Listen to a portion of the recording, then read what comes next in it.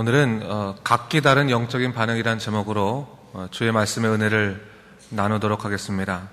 오늘 본문의 말씀은 히스기야 왕이 성정 정화를 끝낸 다음에 백성들로 하여금 유월절을 지키도록 명령하는 그런 상황을 그리고 있습니다.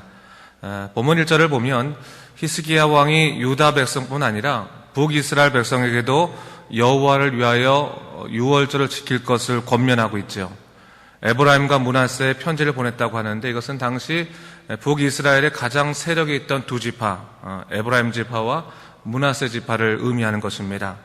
당시 북이스라엘은 아수로의 침략으로 많은 사람들이 포로로 끌려가고 있었거든요. 남아있는 자들이 어쩌면 희망 없는 삶을 살아가는 그런 상황이었는데 그들에게 새로운 희망이신 하나님을 선포하고 있었던 거죠. 그러면서 본문 2절을 보면 히스기야 왕이 예루살렘 온 회중과 더불어 의논하여 둘째 달에 유월절을 지키려 했다. 그렇게 성경이 기록되어 있습니다. 이것은 당시 히스기야의 성전 정화가 1월 16일 날 마쳤기 때문에 본래 유월절인 1월 14일 날 절기를 지킬 수 없었습니다. 그랬기 때문에 그들이 의논하게 된 거죠. 이 유월절 절기를 올해 지키지 말고 그냥 내년에 지킬 거냐, 아니면 올해 우리가 지킬 수 있을 것인가. 만약에 지금 지키면 영적으로 우리가 더욱더 크게 회복될 터인데 내년으로 가면 혹시 백성들이 또 이런 영적인 또 갈망들이 사라지지 않을까라는 걱정 가운데서 서로 의논하게 된 거죠. 그 의논하던 가운데서 그들의 율법 가운데서 이런 그 율법의 규정을 찾아낸 것입니다. 1월에 부정한 자는 2월 14일에 유월절을 지켜야 된다라고 하는 그런 민수기에 나오는 그 율법의 그 단서를 찾아내고 난 다음에 그 율법을 온 회중에게 적용하기로 한 것입니다. 그래서 오늘 본문에 둘째 달에 지키려 했다라고 하는 그 내용이 나오는 것입니다. 4절에 보니까 어떻게 돼요? 그것을 이제 깨닫고 난 다음에 너무 좋은 거죠. 야, 우리가 말씀대로, 주의 말씀대로 우리가 유월절을 지킬 수 있겠다. 그래서 왕과 회중의 이 일을 다 좋게 여겼다고 말하고 있죠. 그리고 나서 히스기야가 조서를 내리는 것을 볼 수 있습니다. 부엘세바에서부터 단까지 온 이스라엘에 공포하여 일제히 예루살렘에 와서 유월절을 지키라. 그렇게 말하고 있는 겁니다. 여기서 부엘세바는 팔레스타인이 최남단이죠. 최남단. 그리고 단은 최북단입니다. 우리나라로 말하자면 할라에서 백두까지 이런 말하고 똑같은 말입니다. 그러니까 전 이스라엘 그 이제 지역에 하나님을 위한 이 유월절을 섬기기 위한 그러한 영적인 선포, 명령을 했다라고 볼 수가 있는 거죠. 그래서 보발꾼들이 그 왕의 조서들을 들고 온 이스라엘과 유다를 두루 다니면서 왕의 그 소식을, 왕의 그 편지를 전하고 그 소식을 전하는 것을 볼 수가 있습니다. 그러면서 분명한 영적인 메시지를 전하는데 7절과 8절을 제가 다시 한번 읽어볼까요? 그럼 7절과 8절 보세요. 너희 조상들과 너희 형제들 같이 하지 말라. 그들은 그의 조상들이 하나님 여호와께 범죄하였으므로 여호와께서 멸망하도록 버려두신 것을 너희가 똑똑히 보는 바니라. 그런즉 너희 조상들 같이 목을 곧게 하지 말고 여호와께 돌아와 영원히 거룩하게 하신 전에 들어가서 너희 하나님 여호와를 섬겨 그의 진노가 너에게서 떠나게 하라. 얘기했어요. 무엇을 얘기하고 있는 겁니까? 결국 북이스라엘 백성들에게 우선적으로 얘기하는 건데 우리들이 겪고 있는 고통들, 그런 것은 사실은 뭐예요? 죄의 길을 걸었기 때문에 그런 것이다. 그렇기 때문에 너희 형제들이나 너희 조상들이 했던 그 길을 그대로 걷지 말아라 라는 것을 얘기하는 거예요. 하나님께서 그들을 어떻게 멸망하도록 내버려 두신지를 똑똑히 보았으니 이제 우리가 그렇게 하지 않는 것이 마땅하다라고 하면서 무엇을 선포하는 겁니까? 회개를 선포하는 거죠. 회개를 선포하는 겁니다. 무엇을 위한 회개입니까? 회복을 위한 회개를 선포하는 것이다 볼 수 있습니다. 하나님은 신실하신 분이기 때문에 당신의 선하신 뜻 가운데 돌아오는 자에게 치유와 회복을 허락하십니다. 이것은 인간이 죄를 지어 하나님의 형상을 잃어버린 이후부터 지금까지 계속되는 주님의 구속의 은혜라는 것을 알아야 되는 거예요. 구약도 마찬가지고 신약의 특히 예수님 사건을 중심으로 이것이 정말 복음의 진리로 우리가 바로 선 다음에 그 다음부터 지금까지 우리가 누리게 되는 하나님의 은총이자 선물이다라는 것을 성경이 얘기하고 있죠. 그러면서 9절 말씀에 이렇게 얘기하고 있는데 9절 말씀 한번 같이 읽어볼까요? 9절 말씀 읽겠습니다. 시작. 너희가 만일 여호와께 돌아오면 너희 형제들과 너희 자녀가 사로잡은 자들에게서 자비를 입어 다시 이 땅으로 돌아오리라. 너희 하나님 여호와는 은혜로우시고 자비하신지라. 너희가 그에게로 돌아오면 그의 얼굴을 너희에게서 돌이키지 아니하시리라 하였더라. 여호와께 돌아오는 자는 뭐예요?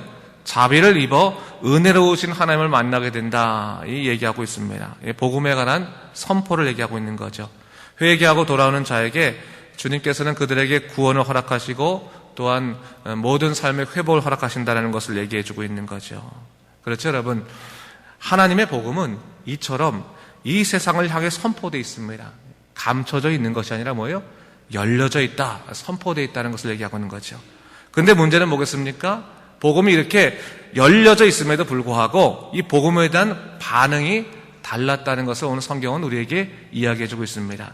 이것은 죄가 얼마나 사람의 심령을 완악하게 하는지 그 진리의 말씀을 가리는지를 보여주는 거죠. 10절 말씀을 제가 한번 읽어보겠습니다. 보세요, 여러분. 보발꾼이 에브라임과 므낫세 지방 각 성읍에 두루다녀서 스불론까지 이르렀으나 사람들이 그들을 조롱하며 비웃더라 했어요.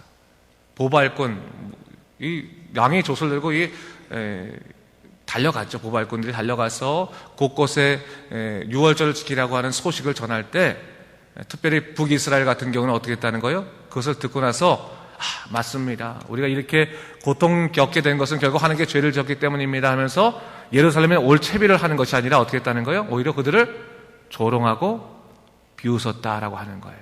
비웃었다. 하나님을 섬기자, 하나님을 바라보자, 말씀대로 살자라고 하는 그런 말에 대해서 비웃고 조롱했다라는 것을 이야기하고 있는 거죠. 자, 무엇을 얘기하고 있는 것입니까? 그것에 복음의 진리에 무관심할 뿐 아니라 더 나아가서 이를 조롱하고 비웃는 사람들의 삶, 그들의 삶의 가장 기반에는 뭐예요? 죄로 인한 교만이 자리 잡고 있었다라는 것을 얘기하고 있는 거죠. 하나님보다 자기가 높으니까 보이지가 않는 겁니다. 복음을 받아들이면 그 기쁨이 얼마나 큰지 성경은 드러내고 있지만 그 심령이 어두운 자들은 그것을 깨닫지도 알지도 못한다고 하는 거죠. 마치 고린도전서 1장 18절 말씀이 생각이 나는데 십자가의 도가 멸망하는 자들에게 미련한 것이요 구원을 받는 우리에게는 하나님의 능력이라 얘기하고 있죠.